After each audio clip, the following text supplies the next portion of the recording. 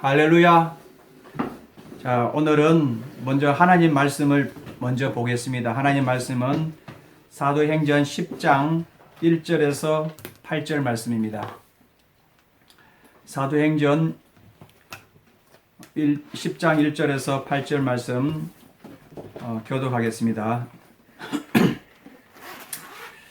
가이사라에 고넬료라 하는 사람이 있으니 이탈리아 대라 하는 군대의 백부장이라. 그가 경건하여 온 집으로 더불어 하나님을 경외하며 백성을 많이 구제하고 하나님께 항상 기도하더니, 하루는 제9시쯤 되어 환상 중에 밝히 봄에 하나님의 사자가 들어와 가로되 고넬료야 하니, 고넬료가 주목하여 보고 두려워 가로되 주여 무슨 일이니까? 천사가 가로되 내 기도와 구제가 하나님 앞에 상달하여 기억하신 바 되었으니 내가 지금 사람들을 요바에 보내어 베드로라 하는 시몬을 청하라. 저는 피장 시몬의 집에 우거하니 그 집은 해변에 있느니라 하더라. 마침 말하던 천사가 떠나매 고넬료가 집안 하인 둘과 종졸 가운데 경건한 사람 하나를 불러 이 일을 다 고하고 요바로 보내니라. 아멘. 오늘은 제목은 고넬료의 가정 예배입니다. 가정 예배.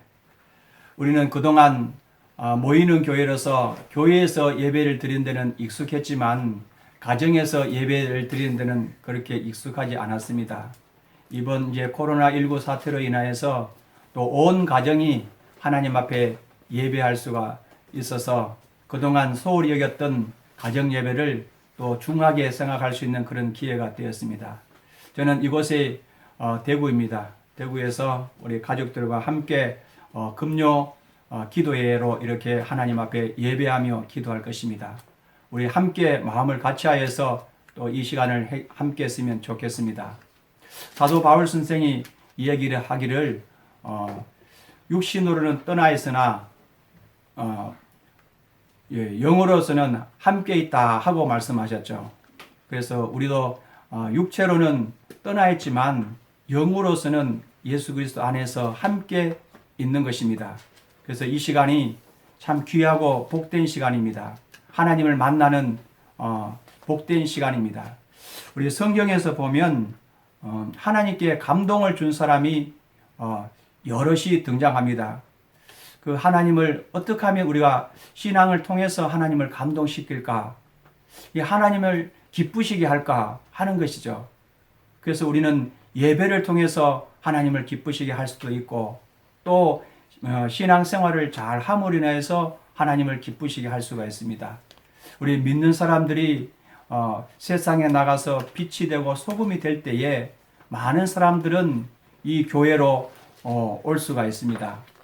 그렇지만 믿는 사람들이 하나님 말씀 믿는다고 하면서도 하나님 말씀대로 살지 못하는 그런 사람들을 통해서 오히려 하나님이 영광을 가리게 될 수가 있는 것이죠. 그래서 우리는 오늘 이 고넬료라는 사람을 통해서 우리가 어떻게 믿음의 자세를 가지고 있어야 될 것인지를 살펴보려고 합니다. 이 고넬료라는 사람들은 이 사도행전 10장에 나와 있는 이 고넬료에 대해서 그동안 우리는 많은 설교를 듣고 또 성경을 읽어서 익숙하지만 오늘은 예배라는 그런 차원 또 신앙생활이라는 그런 차원에서 살펴보려고 합니다. 고넬료는 그 직업 아시죠? 직업은 이탈리아 대 백부장입니다. 백부장이라면 군인 부하를 한 100명 정도 거닐 수 있는 그런 지휘관이라고 할 수 있죠. 그러니까 사회적으로도 어느 정도 높은 위치에 있는 그런 사람이라고 할 수가 있는 것이죠. 그렇지만 이 사람이 어떻게 이제 하나님을 신앙하게 되었는지 그것은 우리가 나와 있지 않지만 그러나 이분은 분명히 유대교에 입교한 사람이라고 추측을 할 수가 있습니다. 그래서 유대교는 하나님의 그 모세의 그 가르침을 따라서 율법을 배우면서 신앙생활을 하는 것이죠. 우리가 율법의 그런 핵심은 하나님을 사랑하는 것과 이웃을 사랑하는 것이죠. 이 고넬료는 비록 이방인이라 할지라도 그는 로마의 군인으로서 자기가 이제 파송되어서 근무하는 그 피지배층인 이스라엘의 그 이스라엘을 주관하고 또 이스라엘에게 어떤 군림할 수 있는 그런 위치에 있음에도 불구하고 그의 행동은 그렇지 않았다는 것입니다. 그래서 우리는 이것을 보면서 굉장히 큰 도전을 받을 수가 있는 것이죠. 우리도 이방인이지만 이제 예수 그리스도의 은혜를 통해서 하나님의 자녀가 되었습니다. 우리도 이방인이면서 이렇게 고넬료처럼 이와 같은 신앙의 행동을 잘 나타낸다면 많은 사람들이 우리를 통해서 하나님께 영광이 될 것입니다.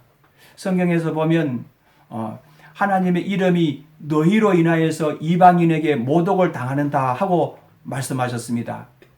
너희로 인하여서, 다시 말하면 믿는 너희로 인하여서 하나님의 이름이 모독을 당한다는 것입니다. 오늘날 어쩌면 이 사회가 이렇게 험하게 되고 또 이렇게 죄가 관영하고 있는 것은 우리 그리스도인들이 살아계신 하나님을 나타내지 못하는 그런 삶에서 비롯된 것이 아닌가 하고 생각을 할 수가 있습니다. 우리가 뉴스에서도 잘 보았던 것처럼 버닝썬 그런 사건이나 또 최근에 나온 N번방의 사건, 이런 것을 통해서 우리는 이 세상이 얼마나 타락하고 얼마나 음란하고 얼마나 이게 패역한 것인지를 우리가 일부를 들여다볼 수가 있는 것입니다. 그래서 우리는 그리스도인으로서 이 세상에서 하나님의 살아계신 것을 나타낸다면 이 세상도 하나님을 두려워할 것이며 또 하나님 앞에 그렇게 악행을 행하지 않을 것입니다. 오늘날은 이런 지도자층에 있는 사람들이 이런 악행이나 또 이런 거짓이라든지 이런 여러 가지 이 젊은 사람이나 어린 사람들에게 모범을 보여주지 않기 때문에 이런 사회가 더 이렇게 타락해 가고 있지 않은가 하고 생각해 볼 수가 있는 것이죠. 여기는 우리 기독교인의 그런 책임이 참 크다고 할 수가 있습니다. 이제 본문으로 돌아와서 좀 살펴보겠습니다. 2절에 보면 고넬료는 경건하여 온 집으로 더불어 하나님을 경외하며 백성을 많이 구제하고 하나님께 항상 기도했다 하고 말씀합니다. 늘 이렇게 경건한 삶을 살았던 것이죠. 그러면서 보면 하나님을 경외했다는 것이죠. 하나님을 경외했고 이웃에게 많은 구제를 했다는 것입니다. 이것을 이제 율법적인 모세의 그 가르침으로 이제 보면 하나님을 경외했다는 것은 마음과 뜻과 힘을 다해서 하나님을 섬겼다는 그 의미로 이제 이해할 수가 있는 것이고, 또 백성을 많이 구제했다 하는 것은 이웃 사랑을 실천했는 것을 볼 수가 있는 것이죠. 이웃 사랑을 실천, 우리는 그동안 신앙생활하면서 우리의 가정, 내 영혼, 내 중심, 우리 중심으로만 생각했지 이웃에 대해서 얼마나 많은 그런 관심을 가지고 돌아보았느냐 하고 생각하면서 우리는 회개를 해야 될 것이다 하는 것이죠. 하나님의 이런 진노와 하나님의 그런 그 징계하심이 까닭없이 이렇게 되어진 것이 아니거든요. 성경에서 쭉 보면 이런 하나님의 계명을 지키지 아니함으로 인해서 하나님의 징계가 임하는 것을 볼 수가 있습니다. 노아 때가 그랬고 소돔과 고모라 때가 그랬고 또 이제 사사기 때도 그랬고 또 그 이후 보면 북왕국과 남왕국이 멸망하는 그 가운데서도 보면 이 사람들이 모세의 가르침을 쫓지 아니하고 우상을 섬긴다든지 또 음행을 한다든지 또 거짓을 행하든지 이런 하나님을 떠난 죄를 지음으로 인하여서 그 집단이 이제 그 심판을 받고 또 그 지역 사회가 심판을 받는다는 것이죠. 이스라엘이 범죄할 때는 그 아수르라든지 바벨론이라든지 애굽을 통해서 이스라엘을 징계했는 것을 볼 수가 있습니다. 오늘날도 어쩌면 이렇게 이 교회가 핍박을 받고 어려움을 갖는 것은 사실상 어떤 외부 이제 그 외부적인 요인보다도 오히려 그리스도인으로서의 그런 세상에서 빛이 되고 소금이 되라는 하나님의 말씀대로 살지 못함으로 인하여서 빚어진 것임을 우리는 통렬하게 그것을 깨닫고 회개해야 될 것입니다. 이런 환난을 통해서, 이런 어려움을 통해서 우리는 누구를 보고 왜 이것이 이렇게 됐냐 그렇게 손가락질하거나 징계하거나 그렇게 볼 것이 아니라 내가 하나님 앞에 어떠한 그런 삶을 살았는지 자신의 신앙을 돌아보면서 하나님 말씀대로 실천하지 못한 그런 부분을 살펴보면서 우리는 회개하는 그런 기회로 삼아야 된다 하는 것이죠.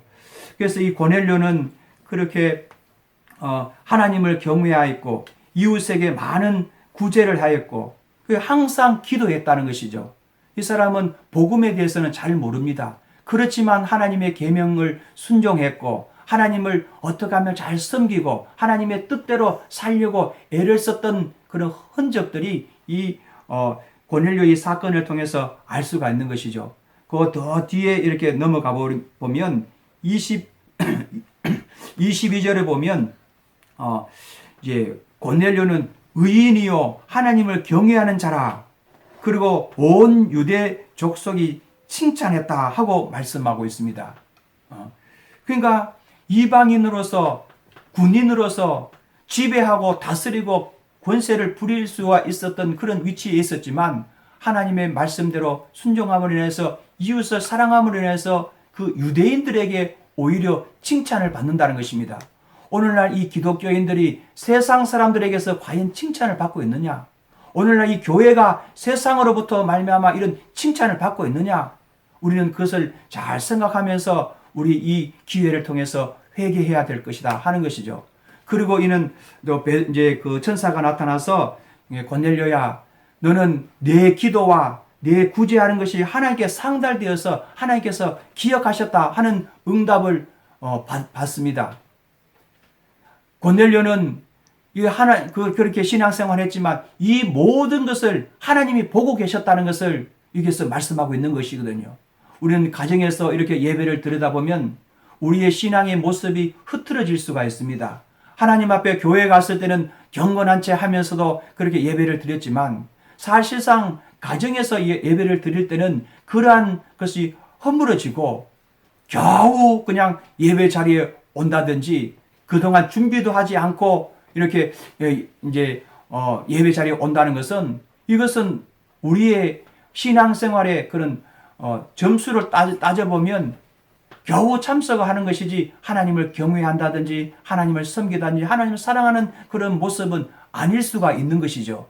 우리는 하나님을 사랑한다면 하나님에 대한 하나님을 정말 섬기고자 하는 그런 경건한 그런 심령이 있다면 한 주간 내내 이렇게 그 예배를 사모하고 주일이 되면 우리가 신앙생활을 이렇게 하나님의 말씀대로 살았던 그런 모습을 가지고 주일날 가서 우리의 모습을 봉헌하는 것이거든요.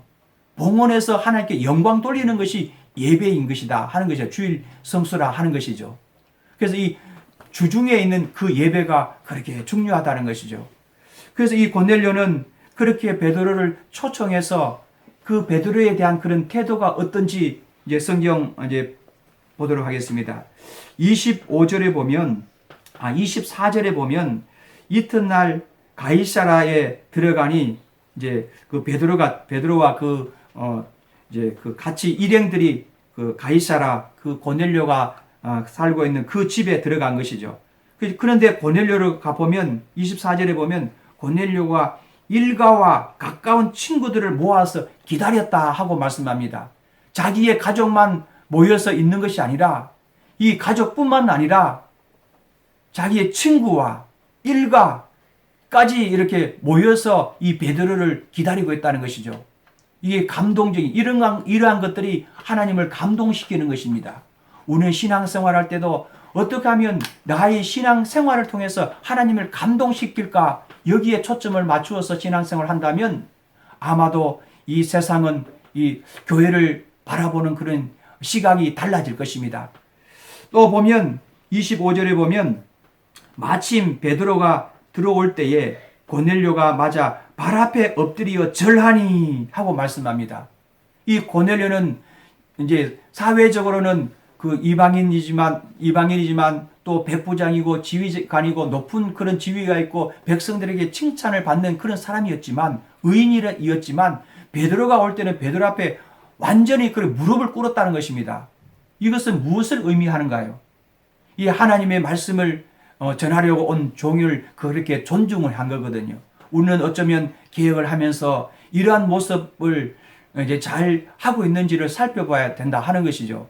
이제 목사가 뭐가 이게 주인은 아니지만 목사는 하나님의 말씀을 전하는 사람입니다. 말씀을 전하기 때문에 예를 들어 이제 목사에 대해서 비난을 한다든지 그렇게 되면 그 속에서 나오는 그 말씀을 그렇게 권위를 두지 않기 때문에 자기에게는 자기 영혼에게는 큰 손해가 될 수가 있는 것이거든요.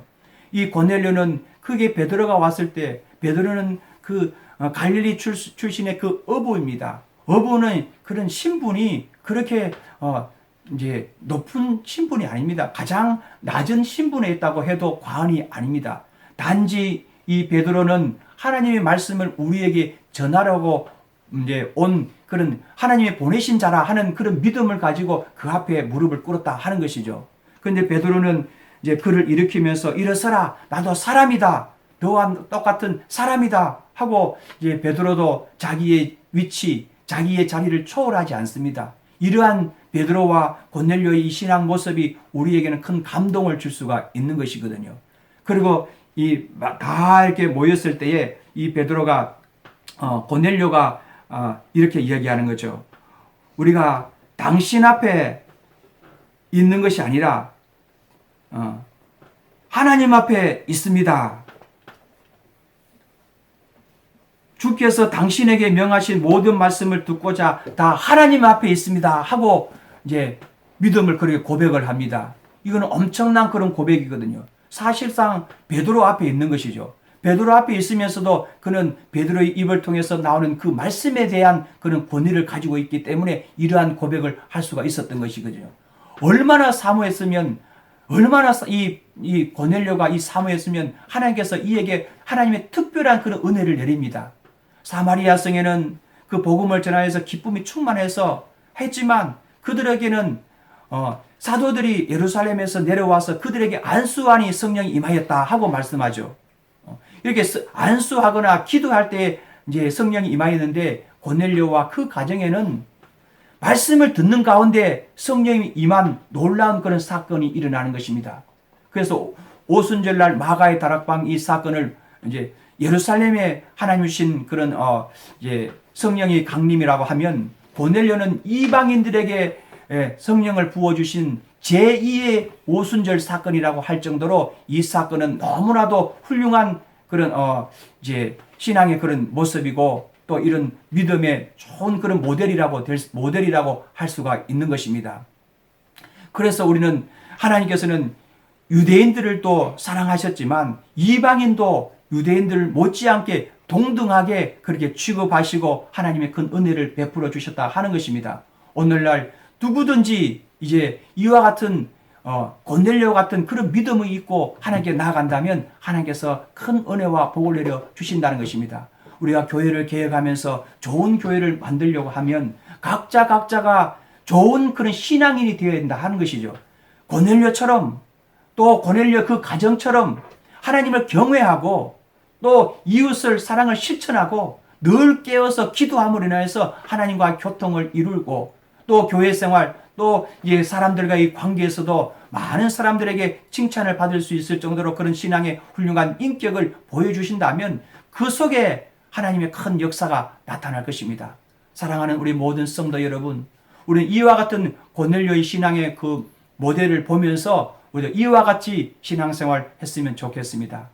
우리 이 시간은 우리가 기도하겠습니다. 우리에게도 이와 같은 고넬료 같은 그런 믿음을 달라고 우리 하나님이 우리가 교회에 있든지 가정에 있든지 늘 이렇게 고넬료는 제9시에 시간을 정해서 이렇게 하루에 3번씩 유대인들이 기도하였던 것처럼 우리도 하나님이 교회에 나간지 않는다 할지라도 가정에서나 직장에서나 늘 하나님을 경외하는 그런 믿음을 가지고 하나님께 기도하면서 이웃 사랑을 실천할 수 있는 그런 훌륭한 신앙의 또 이제 신앙의 조상 또 신앙의 그런 믿음의 그런 가정의 그 가문을 이루시기를 예수 이름으로 축원합니다. 우리 다 같이 우리 기도하겠습니다. 이 시간 기도할 때 하나님께서 우리를 정말 이와 같이 살지 못한 것을 회개하고 또 하나님 앞에 이와 같은 믿음을 가지고 살 수 있도록 우리를 도와달라고 예수 이름 한번 부르시고 다 같이 통성으로 기도하겠습니다.